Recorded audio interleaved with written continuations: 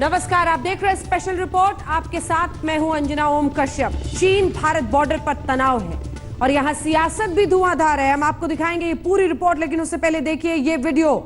भारत और चीन में सीमा विवाद के बीच एक नया वीडियो सामने आया है। इस वीडियो में भारत और चीन के सैनिक झड़प करते नजर आ रहे हैं। कहा जा रहा है ये वीडियो कहां का है, कब का है, अभी पुष्टि नहीं हो पाई है, लेकिन इस वीडियो में झड़प कर रहे सैनिक मास्क लगाए नजर आते हैं, जिससे पता चलता है कि ये वीडियो हाल के समय का ही है।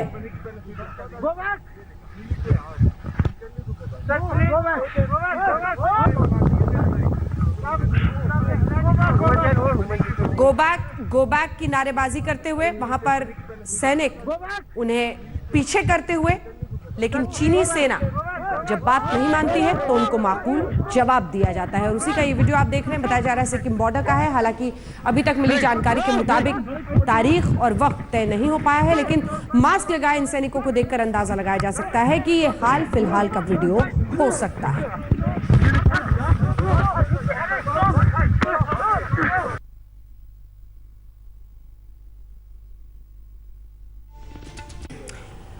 पंद्रह जून की रात गलवान घाटी में भारत और चीन की सेनाओं में हुए हिंसक संघर्ष के बाद सियासत जारी है। अब तक कांग्रेस नेता राहुल गांधी मोदी सरकार पर हमला बोल रहे थे, लेकिन अब मोर्चा पूर्व प्रधानमंत्री मनमोहन सिंह ने संभाला है। मनमोहन सिंह ने मोदी सरकार को नसीहत दी कि घुट्टी पिलाई तो बीजेपी ने उन्हें 2010 से लेकर 2013 की घुसपैठ के साथ साथ 1962 की भी याद दिला दी। हिंदुस्तान की जमीन छीनी है, हमारी जमीन हड़पी है।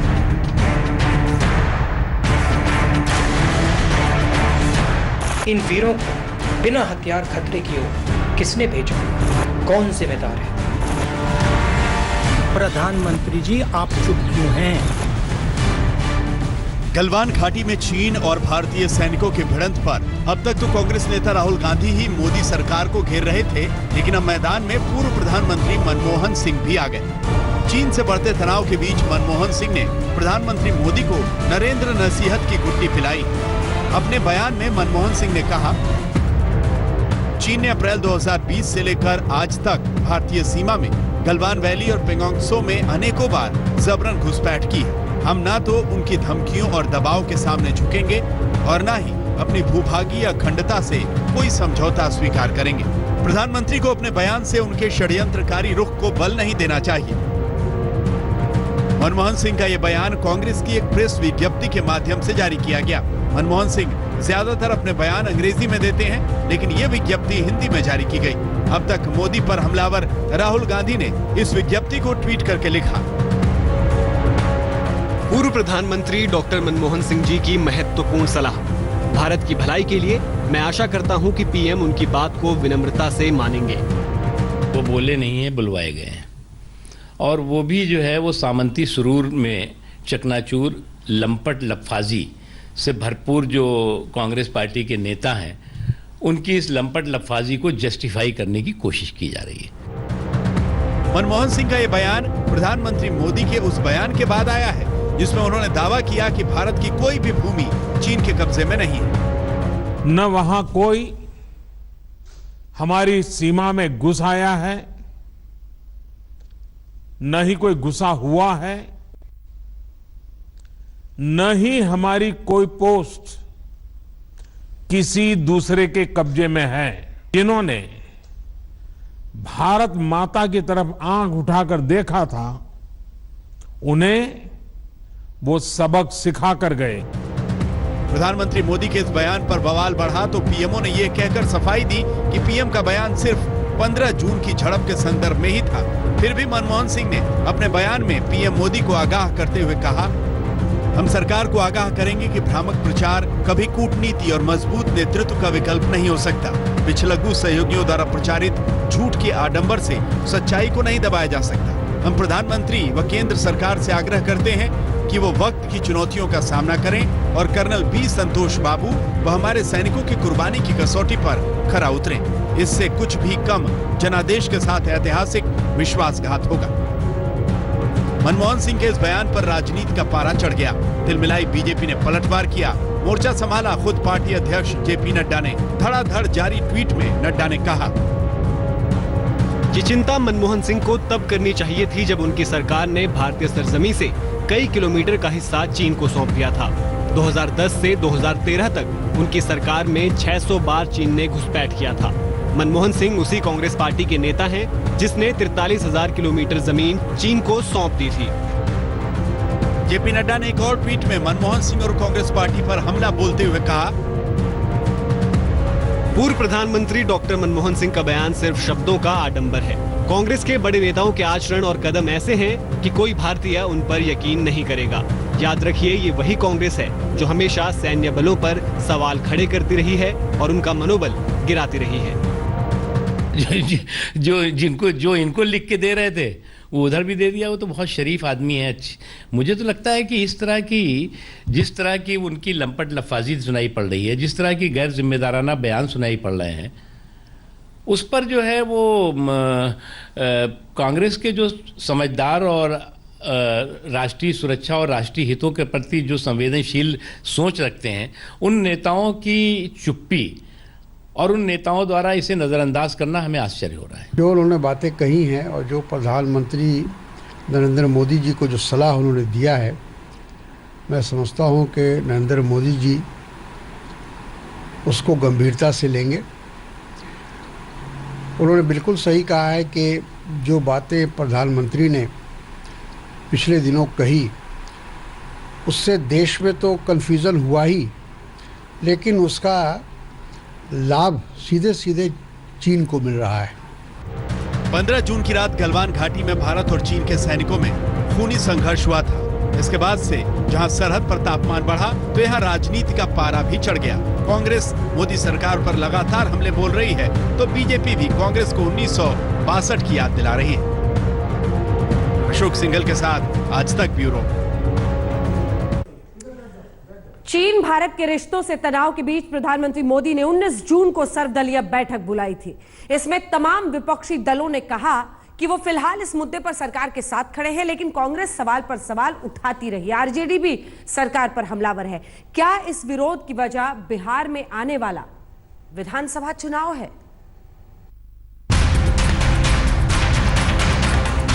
जहां देश हित की बात है, वहां पूरा देश एक साथ एकजुट है। कुछ यही संदेश था प्रधानमंत्री नरेंद्र मोदी के साथ सर्वदलीय बैठक का। 19 जून को वीडियो कॉन्फ्रेंसिंग के जरिए हुई इस बैठक में एनडीए के सभी घटक तो सरकार के साथ थे ही, साथ में तमाम विपक्षी दलों ने भी चीन पर सरकार के फैसले को लेकर हामी भरी थी। बीएसपी सुप्रीमो मायावती ने चीन पर मोदी सरकार के फैसलों के साथ चलने पर सहमति जताई थी। पश्चिम बंगाल की मुख्यमंत्री ममता बनर्जी ने भी कहा था कि वो इस मुद्दे पर सरकार के साथ हैं। एनसीपी प्रमुख शरद पवार भी चीन के मुद्दे पर केंद्र सरकार के साथ हैं। बीजेडी अध्यक्ष और ओडिशा के मुख्यमंत्री नवीन पटनायक, आंध्र प्रदेश के मुख्यमंत्री वाईएस जगन मोहन रेड्डी और तेलंगाना के मुख्यमंत्री के चंद्रशेखर राव ने भी इस बात पर हामी भरी थी कि चीन पर केंद्र सरकार जो कदम उठाएगी वो उसके साथ है। लेकिन कांग्रेस अध्यक्ष सोनिया गांधी ने बैठक की टाइमिंग पर सवाल उठाए तो सरकार पर भी कई सवाल दागे। आज पीएम मोदी पर हमला बोलते हुए पूर्व प्रधानमंत्री मनमोहन सिंह का बयान आया तो विपक्षी दलों में भी खलबली मच गई। सर्वदलीय बैठक में न बुलाए जाने से नाराज आरजेडी ने मोदी सरकार पर हमला बोला, तो वहीं आम आदमी पार्टी के मुखिया और दिल्ली के मुख्यमंत्री अरविंद केजरीवाल ने भी कहा कि अभी वक्त आपस में लड़ने का नहीं है। प्रधानमंत्री जी ने कहा कोई इंट्रूजन नहीं हुआ, लेकिन अगर आप जून के पहले हफ्ते से अगर डिफेंस मिनिस्ट्रीज और एमईए को देखें, जो मैंने बात कही, इतने विरोधाभास हैं और इस तरह के मसलों पर विरोधाभास हम अफोर्ड नहीं कर सकते। आज पूरा देश हमारे डॉक्टर्स के साथ एक तरफ खड़ा है और हमारे दूसरी तरफ हमारे सैनिकों के साथ खड़ा है, और इन दोनों युद्धों को हमें पूरे देश को मिलकर लड़ना है। इसमें बिल्कुल राजनीति नहीं होनी चाहिए, इसमें कोई पार्टीबाजी नहीं, कोई गुटबाजी नहीं। सारे देश को एक होके कोरोना के खिलाफ भी युद्ध लड़ना है और चाइना के खिलाफ भी हमें युद्ध लड़ना है। मोदी सरकार चीन सीमा पर बिहार रेजिमेंट की बहादुरी के बखान में लगी हुई है, तो कांग्रेस और आरजेडी दोनों चौकन्ने हैं। उन्हें पता है कि बॉर्डर पर तनाव है, लेकिन बिहार में आने वाला चुनाव भी है। ऐसे में सियासत होनी तो तय ही है। पंकज जैन, दिल्ली, आज तक। तमाम विवादों और बयानों के बीच एक बार फिर आज भारत और चीन सरहद पर बातचीत करने के लिए साथ बैठे।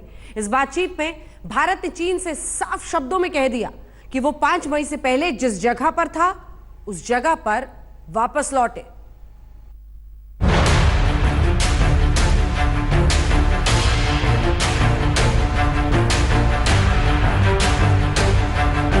जैसे जैसे समय बीत रहा है वैसे वैसे चीन चौतरफा घिरता चला जा रहा है। एलएसी पर भारत के सख्त तेवर ने चीन की चिंता बढ़ा दी है। यही वजह है कि वो एक बार फिर बातचीत की मेज पर है। चीन के नियंत्रण वाले हिस्से मोल्डो में दोनों सेनाओं की बातचीत हुई। दल की अगुवाई लेफ्टिनेंट जनरल हरिंदर सिंह कर रहे थे। चीन की तरफ से शिनजियांग सैन्य जिले के चीफ मेजर जनरल लिउ लिन बातचीत के लिए थे। लुई लिन जो चाइना के मेजर जनरल हैं, ये जो शिनजियांग साउथ मिलिट्री डिस्ट्रिक्ट है ये उसके कमांडर हैं और भारत में 14 कोर है, ले में जो हेडक्वार्टर्ड है। तो हमारी सेना के जो कोर कमांडर हैं और चाइनीज आर्मी के जो कोर कमांडर हैं उनके बीच में ये बातचीत है। भारत का कहीं ना कहीं फोकस ये है कि हम ये सुनिश्चित करें कि चीन ने जो वायदे किए कि वो अपनी सेना को वापस लेंगे, उस वायदे पर वो आगे बढ़े। बताया जा रहा है कि बैठक में भारत ने चीन को सख्त शब्दों में समझा दिया कि चीन उस जगह पर वापस लौट जाए जहां वो 2 मई के पहले था। अपनी पुरानी जगह पर जाने के लिए चीन कितना वक्त लेगा ये बताए। इस बातचीत में फिंगर 4 का भी जिक्र है। भारत और चीन के बीच जून के महीने में कई बैठकें हुई। इन बैठकों का लब्बो-लुबाब यही निकला था कि चीन को पीछे जाना है। अब उसके अधिकारियों के बयान बताते हैं कि चीन का गुरूर अब टूट रहा है। भारत और चीन राजनयिक और सेना के माध्यम से जमीन पर स्थिति को सुधारने का प्रयास कर रहे हैं। वो एक दूसरे से बातचीत कर रहे हैं। उस विषय में मुझे कोई जानकारी नहीं। चीन की विस्तारवादी नीति रही है, वो पूरी दुनिया पर दादागिरी करना चाहता है, मगर इस बार भारत से भिड़ना उसके लिए उल्टा पड़ गया। हिमांशु मिश्रा और मंजीत सिंह नेगी के साथ आज तक ब्यूरो। चीन से मुकाबले के लिए कैसे तैयार है हिंदुस्तान, दिखाएंगे एक छोटे से ब्रेक के बाद। देखते रहिए स्पेशल रिपोर्ट। नमस्कार, मैं हूं अंजना ओम कश्यप और आप देख रहे हैं स्पेशल रिपोर्ट। फिर से आपका स्वागत है। चीन ने बहुत धोखेबाजी और चालाकी दिखा ली, लेकिन अब एलएसी पर पूरी तरह से घिर चुका है। भारत ने एलएसी पर अब लड़ाकू विमान तैनात कर दिए हैं। बौखलाया चीन धमकियां दे रहा है और अपने एयर स्पेस पर हथियार लेकर आया है।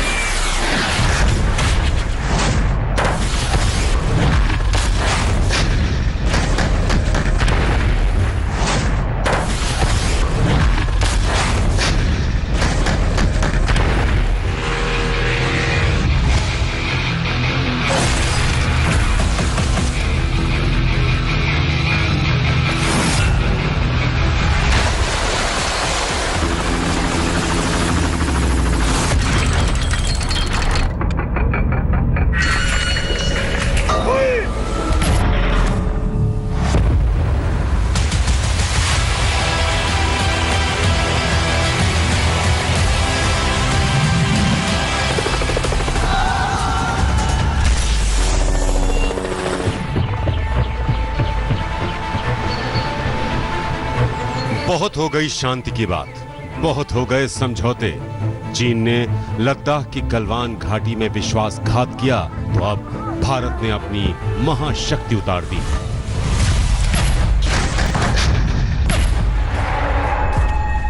जमीन से लेकर आसमान तक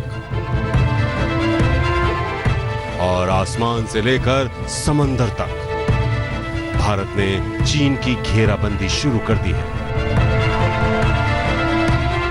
एक्चुअल लाइन ऑफ कंट्रोल यानी एलएसी पर भारत ने इतनी जबरदस्त सख्ती कर दी है कि चीन भी सोच रहा है कि आखिर ये हो क्या रहा है। आज हम आपको दिखाएंगे कि भारत की इन तैयारियों पर कैसे चीन बौखलाया हुआ है और चीन को सबक सिखाने के लिए भारत ने अपने कौन कौन से हथियारों का रुख चीन की तरफ कर दिया है। सबसे पहले हम आपको बता दें कि चीन की ताजा हरकतों के बाद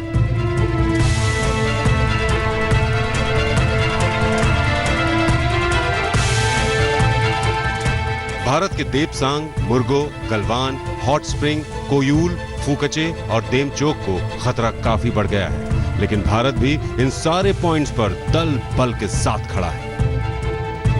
पिछले दिनों वायुसेना प्रमुख आर.के. भदौरिया ने गलवान घाटी में हिंसक झड़प के बाद चीन से बढ़े तनाव के बीच तैयारियों का जायजा लिया। वो लेह और श्रीनगर के 2 दिवसीय दौरे पर गए थे। सैन्य सूत्रों की माने तो वायुसेना ने चीन से लगी 3,500 किलोमीटर की सीमा के पास अपने सभी अग्रिम बेस को हाई अलर्ट पर रखा है और झड़प के बाद तैयारियों के तहत लड़ाकू विमान और दूसरे जंगी हेलीकॉप्टर जैसे अतिरिक्त संसाधनों को तैनात कर दिया है। वायुसेना पिछले 3 दिन में लेह और श्रीनगर समेत वायुसेना के महत्वपूर्ण बेस के लिए सुखोई 30, MKI, जैगुआर, मिराज 2000 विमान, अपाचे जंगी हेलीकॉप्टर के साथ साथ दूसरे संसाधन भेज चुकी है। Security scenario in our region mandates that our armed forces remain prepared and vigilant at all times. The development at the LAC in Ladakh is a small snapshot of what we are required to handle at short notice. In spite of unacceptable Chinese action after agreements reached during military talks and resultant loss of life, all efforts are underway to ensure that the current situation at LAC is resolved peacefully. But it should be very clear that we are well prepared and suitably deployed. Bharat ने LAC पर यह सख्ती बढ़ाई तो चीन की सांसें फूलने लगी हैं और अब वो गीदड़ भभकी पर उतर आया है। चीन के सरकारी अखबार ग्लोबल टाइम्स ने धमकी भरे लहजे में लिखा है, भारत जानता है कि चीन के साथ जंग नहीं की जा सकती क्योंकि नई दिल्ली को पता है कि अब अगर युद्ध हुआ तो उसका हाल 1962 की लड़ाई से भी बुरा हाल होगा।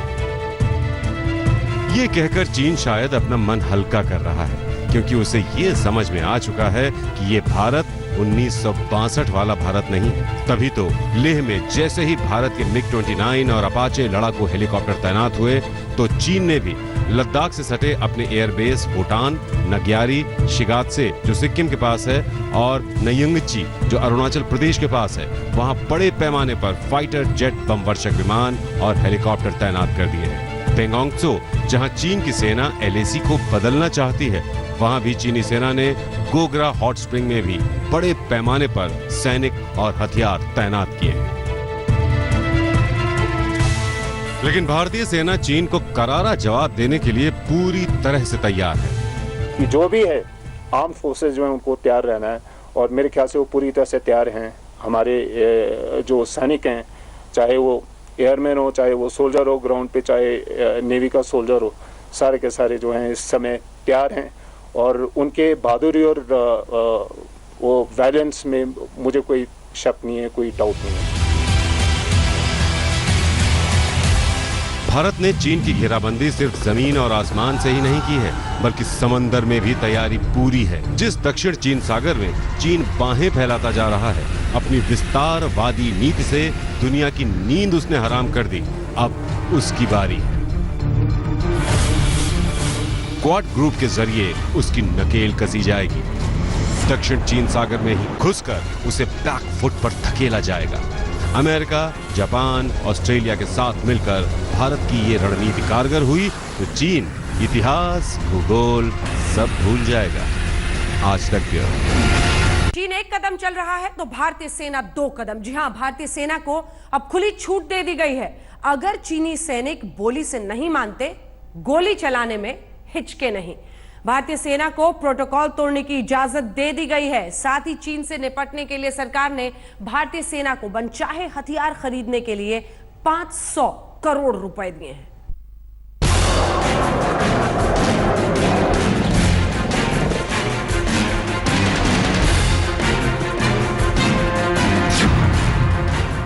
LAC पर भारतीय सेना को मिली खुली छूट।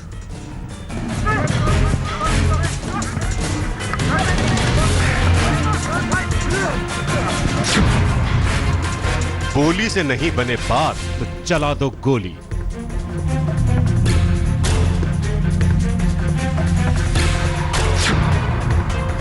चीन के खिलाफ सख्त एक्शन को तैयार भारतीय सेना।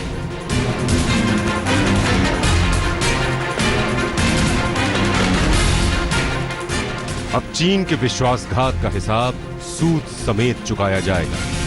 एक तरफ भारत ने एलएसी पर हथियार तैनात कर दिए हैं तो साथ ही सेना को भी खुली छूट दे दी।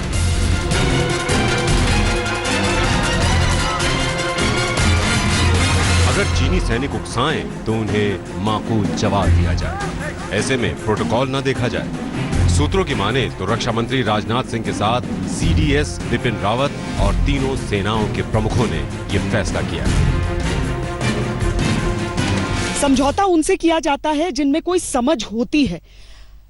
भारत और चीन के बीच भले ही यह समझौता है कि गोलियां नहीं चलेंगी दोनों के बीच, लेकिन अगर चीन उसका सम्मान नहीं करता है तो भारतीय सेना को वो आजादी देनी ही थी। भारत सरकार ने इस समय यह फैसला कर लिया है कि अगर जरूरत पड़ी, यानी चीनी अगर हमारी सीमा में घुसने के आप प्रयास करते हैं और हमारी बातों को नहीं सुनते हैं, या फिर किसी सैनिक के ऊपर एक खतरा रहता है उसकी जान पर, तो आप गोली चला सकते हैं, गोली का इस्तेमाल हो सकता है। आपको बता दें कि इस तरह की जब सीमाएं होती हैं जहां पर दो देशों के बीच युद्ध न लड़ने का समझौता होता है, हथियार वहां भी रहते हैं लेकिन उस हथियार को लेने का तरीका अलग होता है, यानी कि आपकी जो गन है वो नीचे की तरफ पॉइंट करती है, आप इस्तेमाल नहीं करना चाहते हैं उसका। लेकिन अब भारत सरकार ने अपनी तरफ से यह फैसला ले लिया है कि अगर सैनिकों को लगता है तो वो अपनी तरफ से गोली चला सकते हैं। ये फैसला लेने में हमारे जो सोल्जर्स हैं वो पूरी तरीके से सक्षम है कि दुर्गम परिस्थितियों में पेट्रोलिंग करते हुए, चीन को उसकी हद में रोकते हुए उन्हें कब इसकी आवश्यकता होगी, क्योंकि भारतीय सेना ने कभी उकसावे वाली कार्रवाई की नहीं है। इतना ही नहीं, सरकार ने भारतीय सेना को हथियार खरीदने की मंजूरी भी दी है। तीनों सेनाओं के वाइस चीफ को 500 करोड़ रुपए तक के हथियार खरीदने की इजाजत दी गई है। इसके तहत वो फास्ट ट्रैक प्रक्रिया से जरूरी हथियार खरीद सकते हैं। सेना को 500 करोड़ का इमरजेंसी फंड दिया जा रहा है। 500 करोड़ के फंड से सेना कोई भी हथियार खरीद सकती है। डिपार्टमेंट ऑफ मिलिट्री अफेयर्स की सलाह से हथियार खरीदे जाएंगे। फंड का मकसद खरीद में देरी की मुश्किलों को खत्म करना है। सेना ने इस फंड के इस्तेमाल से हथियार खरीदने की तैयारी शुरू कर दी है। सर्जिकल स्ट्राइक के वक्त भी मोदी सरकार ने तीनों सेनाओं को हथियारों की इमरजेंसी खरीद के अधिकार दिए थे, और इस बार पूर्वी लद्दाख में चीनी सेना के साथ खूनी भिड़ंत के बाद तीनों सेनाओं को 500 करोड़ तक के जरूरी हथियार, गोला बारूद और साजो सामान खरीदने के अधिकार दे दिए गए हैं। तीनों सेनाओं के उपसेना प्रमुख 500 करोड़ तक के जरूरी हथियार जल्द से जल्द खरीद सकेंगे। ये दिखाता है कि तीनों सेनाएं चीन से मुकाबले के लिए पूरी तरह तैयार हैं। कैमरामैन प्रदीप गुप्ता के साथ मंजित नेगी, दिल्ली, आज तक। उधर भारत के पुराने दोस्त रूस के दौरे पर राजनाथ सिंह गए हैं और वहां से ब्रह्मास्त्र S-400 मिसाइल सिस्टम को लाने की तैयारियां हो रही हैं। S-400 मिसाइल सिस्टम दुनिया के घातक हथियारों में से एक है।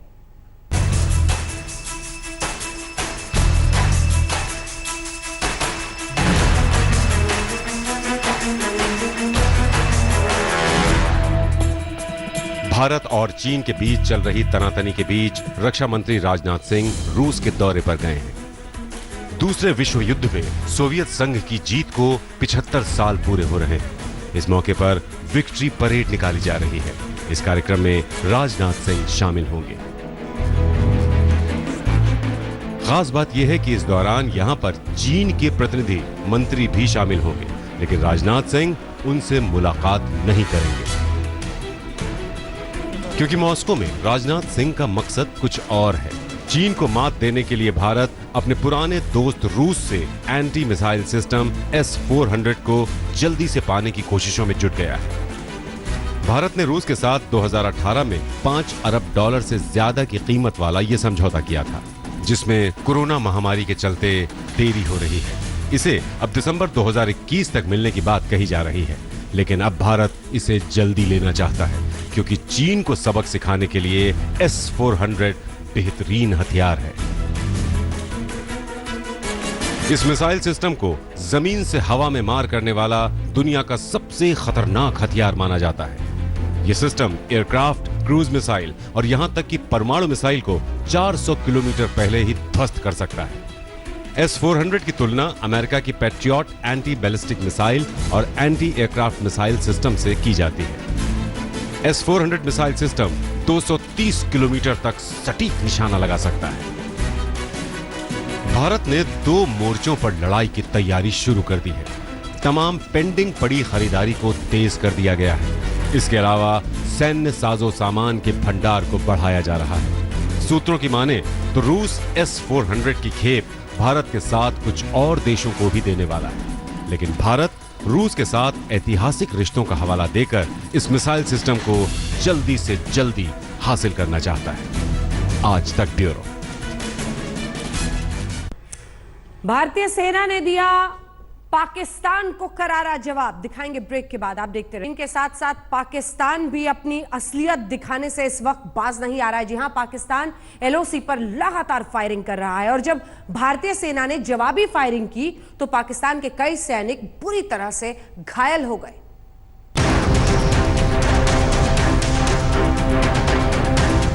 एक तरफ भारत ने चीन को सबक सिखाने का पूरा इंतजाम कर लिया है, तो दूसरी तरफ पाकिस्तान को उसकी करतूतों पर करारा जवाब दिया जा रहा है।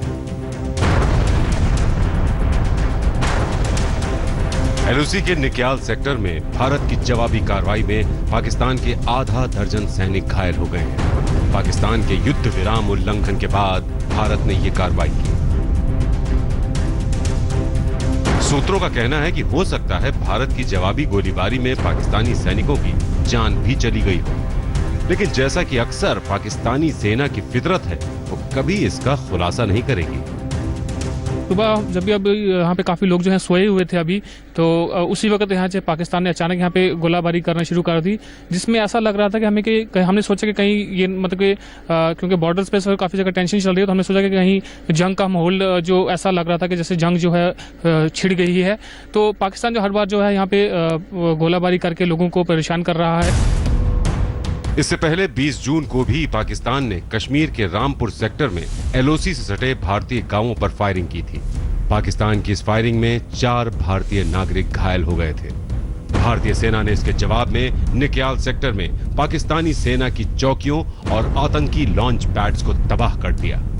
आज तक ब्यूरो। और इसी के साथ स्पेशल रिपोर्ट में न्यूज रूम से इतना ही। देश दुनिया की बाकी खबरों के लिए आप देखते रहिए आज तक। नमस्कार, मैं हूं अंजना ओम कश्यप। हमें उम्मीद है ये वीडियो आपको पसंद आया होगा।